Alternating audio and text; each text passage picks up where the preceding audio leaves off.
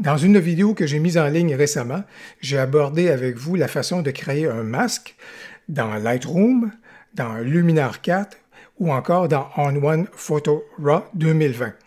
Et surtout, je vous ai présenté les avantages justement de créer un masque. Parmi ces masques-là, il y a le masque de luminosité qui est un masque extrêmement intéressant à manœuvrer.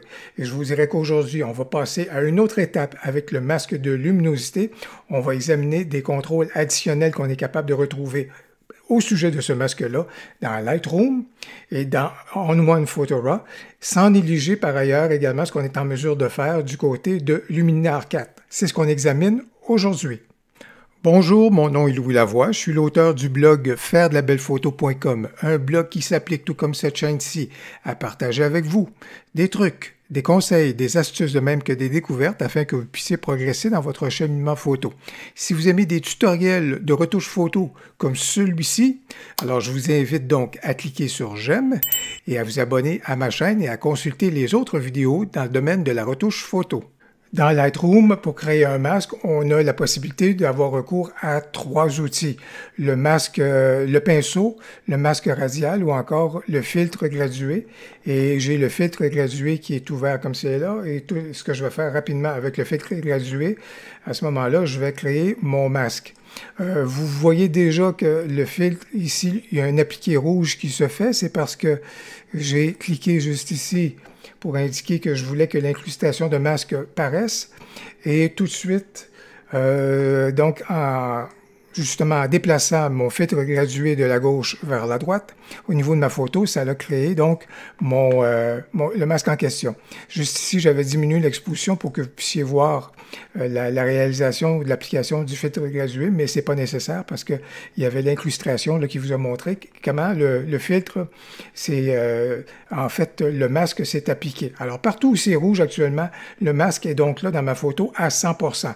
Mais moi, je veux pas que ce soit à 100% parce que ce sur quoi je veux travailler, c'est spécifiquement ici la grève et la terre, juste ici, de même que les arbres. C'est ce sur quoi je veux travailler. Et puis, n'importe quel effet que je veux faire, je veux pas que ça vienne dans le ciel ou encore sur l'eau. Alors, pour ce faire, qu'est-ce que je vais faire? Je vais me tourner vers donc le masque de luminosité, luminance en l'occurrence. Et là, ici, ça ouvre ces deux curseurs-ci. Vous allez voir que ces deux curseurs-là sont extrêmement précieux. Ça me permet de quoi? En jouant ici, de ce côté-ci, ce sont davantage les hautes lumières, et de ce côté-ci, c'est davantage les zones sont ombrées, si vous voulez. Alors, plus je vais diminuer à partir des hautes lumières, et plus je vais aller vers le côté un peu plus noir, je vous dirais, vous voyez comment le rouge disparaît. En fait, il s'applique de moins en moins aux zones lumineuses et je suis en train de l'amener davantage. Je suis en train d'amener tout ça davantage du côté de la terre ferme, comme vous pouvez voir. Alors, le ciel, à toute fin pratique, sauf ici et sauf là encore, ben, le ciel est à toute fin, le masque ne s'applique plus dans le ciel. Et par contre, il s'applique encore au niveau de l'eau et puis évidemment dans des portions qui sont là. Je vais juste vous dire que comme c'est là, vous n'êtes pas en train de travailler sur votre photo, vous êtes en train de travailler sur le masque qui s'applique à votre photo. Et encore là, il n'y a aucun traitement qui est encore fait au niveau de votre photo. On est vraiment juste au niveau du masque. C'est pour ça que vous voyez actuellement la teinte rouge ou rosacée. Pour nous aider davantage, on va se tourner ici vers le lissage et je vais déplacer ce curseur-ci davantage vers les valeurs qui sont plus au niveau des noirs, comme vous pouvez voir. Et ça va me permettre encore plus de cerner à ce moment-là mon masque à la terre ferme. Ici, ça a disparu dans le ciel, comme vous pouvez le voir. Il en reste encore un tout petit peu sur l'eau. Et je peux même à ce moment-là, ou sur l'eau, dans l'eau. Alors, je peux même aller jusque-là, je vous dirais. Et au niveau du masque, je vous dirais que ça me convient tout à fait pour ce que je veux faire. Alors, mon masque, là, vous pouvez voir qu'il est ici et il s'applique vraiment à la grève, à la terre ferme. J'enlève ça ici. Et maintenant, n'importe quelle retouche que je vais faire ici dans mon filtre gradué. Par exemple, si je m'applique à toucher la saturation, puis regardez, la clarté, je vais la pousser au maximum, pas trop, mais je vais pousser la clarté. Et comme vous pouvez voir, je vais juste m'amuser au niveau de la clarté. Regardez comment ça vient affecter la grève, mais l'eau et le ciel ne sont pas du tout affectés par ce curseur-là. C'est la preuve, donc, que le masque est en train d'opérer et a donc cerné précisément la portion de la photo que je voulais. Une petite astuce que je partage avec vous, vous avez compris qu'à ce moment-là, en utilisant ces curseurs-ci, on est capable donc de cerner la zone de façon beaucoup plus précise au niveau donc de notre masque de luminosité. Mais dans Lightroom, il n'y a pas de fonction ou de bouton qui nous permettent d'inverser le masque. Or, l'astuce, évidemment, vous aurez compris que l'astuce se situe ici. Si j'étais capable d'utiliser ces curseurs-ci pour cerner quelque chose davantage dans la zone d'ombre ou des noirs, ben à ce moment-là, je suis aussi capable de faire l'inverse et de ramener à ce moment-là mon masque davantage au niveau des hautes lumières ou dans la zone des lumières, comme vous pouvez le constater. Toujours là, en utilisant une combinaison des deux juste ici, comme vous pouvez voir, ben à ce moment-là, mon masque commence justement à être renversé, beaucoup moins sur la grève, beaucoup moins sur la terre ferme, davantage au niveau du ciel. Et à partir de maintenant, je serai donc en mesure de faire des éléments au niveau du ciel, admettons par exemple au niveau de la saturation, qui pourrait devenir aussi absurde et pas nécessairement réussi, mais comme vous pouvez le voir, ça donne donc cette possibilité-là de pouvoir traiter dorénavant le ciel plutôt qu'à ce moment-là grève et terre ferme.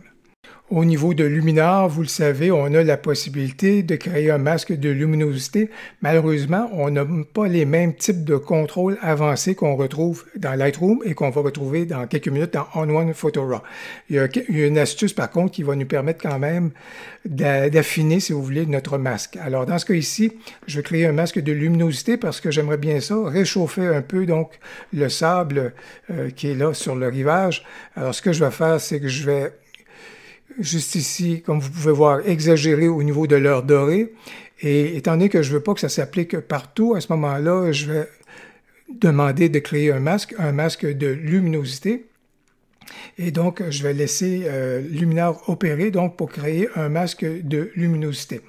Je vais demander à modifier mon masque parce que malheureusement, comme c'est là, quand on crée un masque de luminosité, on n'a pas de contrôle pour voir où s'applique le masque, où s'applique l'effet, si vous voulez. On le voit, bien entendu, juste ici un tout petit peu, mais c'est pas très visible et on n'est pas moyen d'agrandir ça ici. Alors, pour ce faire, c'est que là, ici, je vais cliquer sur le pinceau comme nouvel outil et je vais demander à ce moment-là, à ce qu'on me présente où s'applique le masque en question. Alors, vous pouvez donc voir que comme c'est là, le masque s'est appliqué un petit peu partout, sauf dans les endroits où c'était vraiment assez sombre, je vous dirais.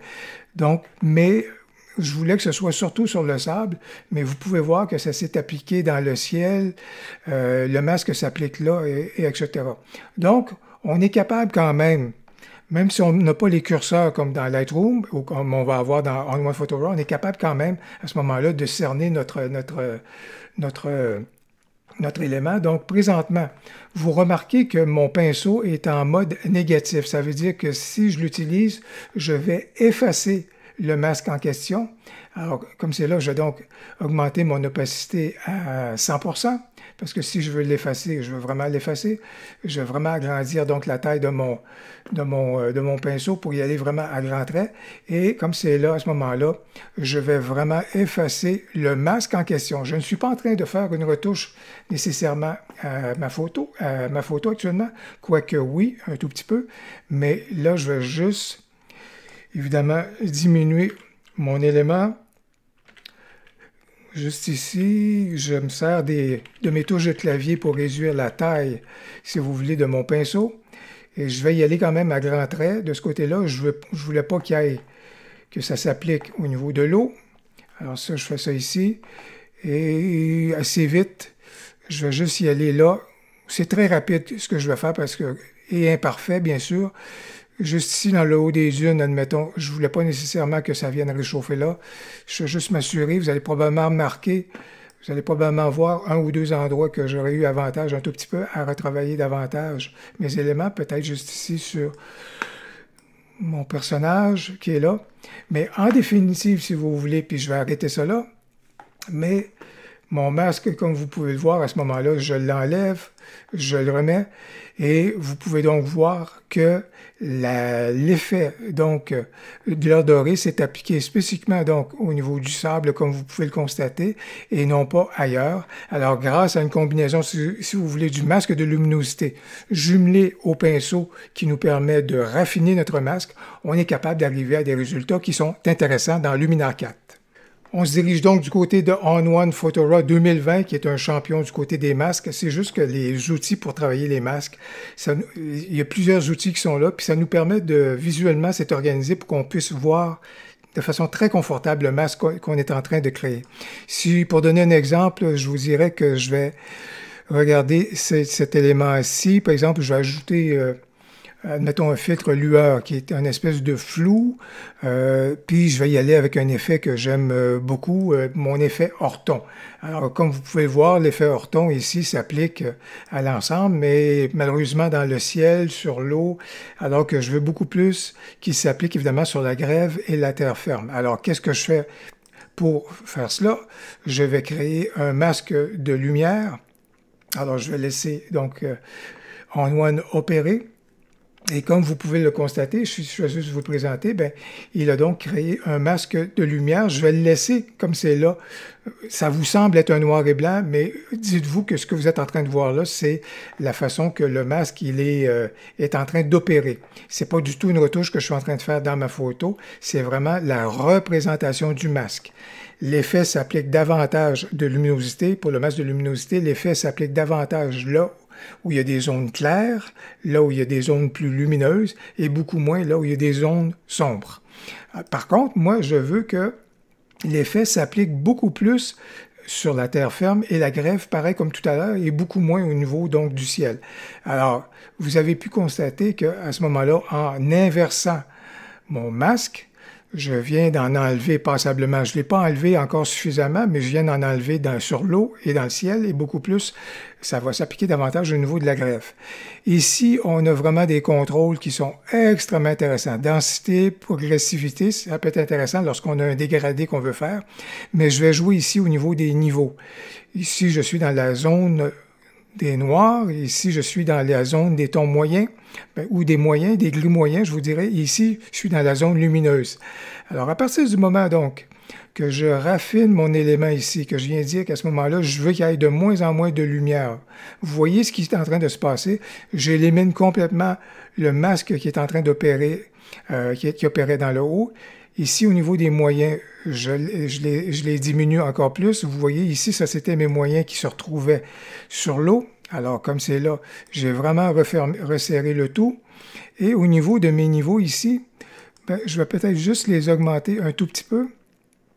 Comme vous pouvez voir, ça me permet encore plus de cerner, si vous voulez, mes zones, mais certainement en amenant davantage et en réduisant à ce moment-là mes zones lumineuses, bien, ça me permet vraiment de cerner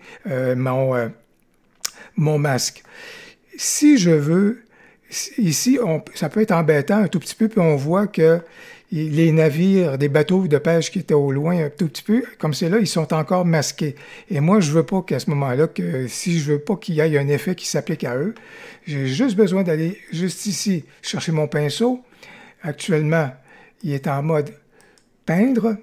Ma zone est donc négative. Et si je fais donc cela ici, vous pouvez voir que je viens d'ajouter, si vous voulez, ou je viens de retirer, ou je viens d'enlever mes bateaux au niveau du masque, et je pourrais agrandir évidemment ma taille encore plus pour une taille un peu plus grande, puis ici, par exemple, peindre au niveau de l'eau et m'assurer qu'à ce moment-là, il n'y ait aucun effet qui vienne se faire. Comme c'est là, je ne suis pas en train de travailler sur ma photo, je vous le répète encore et encore et encore, je suis juste en train de travailler au niveau du masque, et c'est ce qui va s'appliquer tout à l'heure. Alors, si j'enlève ça ici, comme c'est là, ma souris est un petit peu moins réactive, c'est parce qu'il y a plusieurs logiciels qui sont ouverts en même temps, dont celui qui me permet d'enregistrer ma capture d'écran. Alors, c'est un petit peu énergivore, je vous dirais, au niveau donc de l'ordinateur. Et si je fais donc, j'enlève donc mon masque, Vous voyez, on vient de retrouver ma photo, mais si je ramène ça juste ici, et là, je vais enlever complètement mon pinceau, ramener ma main ramener ma main comme ça. Et si, à ce moment-là, vous regardez du côté terre ferme et grève, regardez l'effet qui s'applique à ce moment-là, uniquement là. Et si vous regardez dans le ciel ou encore sur l'eau, il n'y a aucun effet qui s'applique. Et effectivement, sur mes bateaux de pêche qui sont au loin, il n'y a aucun effet qui s'applique là. La preuve donc que le masque a opéré. Et puis, on va juste finaliser rapidement à ce moment-là cette photo-ci, juste pour vous montrer encore un principe qui est important. J'ai donc créé mon masque ici. J'ai une fonction qui me permet juste ici de le copier. Ça va être très utile parce qu'on va rajouter quelque chose juste ici. On va rajouter un lot. Et je vous dirais que j'aimerais bien avoir un finima. Alors, qui peut être intéressant. Je vais aller chercher ce lot-ci. Comme vous pouvez voir, c'est un rendu qui peut être intéressant. Je vais l'atténuer dans quelques instants, mais juste pour regarder les choses, évidemment, je ne veux pas que ça s'applique du côté de l'eau. Je ne veux pas que ça s'applique du côté donc du ciel.